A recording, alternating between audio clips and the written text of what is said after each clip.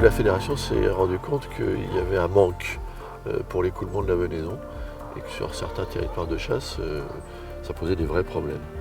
Les chasseurs avaient abondance de venaison et il fallait trouver un moyen pour l'écouler dans de bonnes conditions sans faire d'ombre à ce qui existait déjà.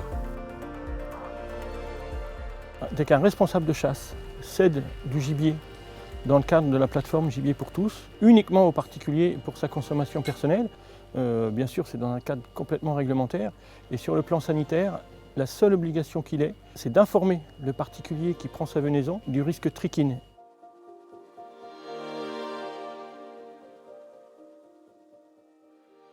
La carcasse doit être éviscérée, doit rester entière, en peau et non découpée.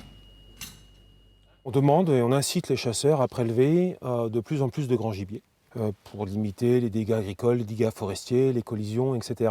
On avait un besoin exprimé par les chasseurs après la chasse parce que les chasseurs ne voulaient pas prélever plus sans être certains que la venaison allait être valorisée. On a regardé dans quel cadre on pouvait mettre en lien les chasseurs et les particuliers. Gibier pour tous, c'est une application qui est très simple d'utilisation. Quand j'ai eu connaissance de Gibier pour tous, j'ai tout de suite été intéressé. J'ai appelé Christophe Bouilly, le technicien à la FDC, et qui m'a expliqué le principe. Et donc, on a adhéré à cette plateforme. Et depuis, j'en fais la pub autour de moi. Notamment, j'habite dans le 28, donc j'en ai parlé aussi à la FDC 28, en expliquant un petit peu ce que c'était. Et du coup, ils attendent un peu d'informations supplémentaires. La plateforme est très facile, on s'inscrit directement, on note dessus le kilométrage dans lequel on veut aller chercher du gibier, on note quel jour on est disponible pour récupérer le gibier. Et moi je dirais dans les 15 jours, 3 semaines qui suivaient, on m'a répondu.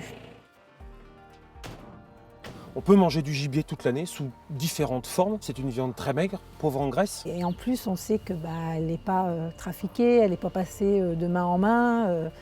C'est surtout ça qui est important pour moi. L'impact, il est surtout pour l'image de la chasse et puis pour la valorisation de la venaison. On montre qu'au contraire, on peut faire profiter la venaison aux particuliers qui souvent n'ont pas de contact avec le milieu de la chasse.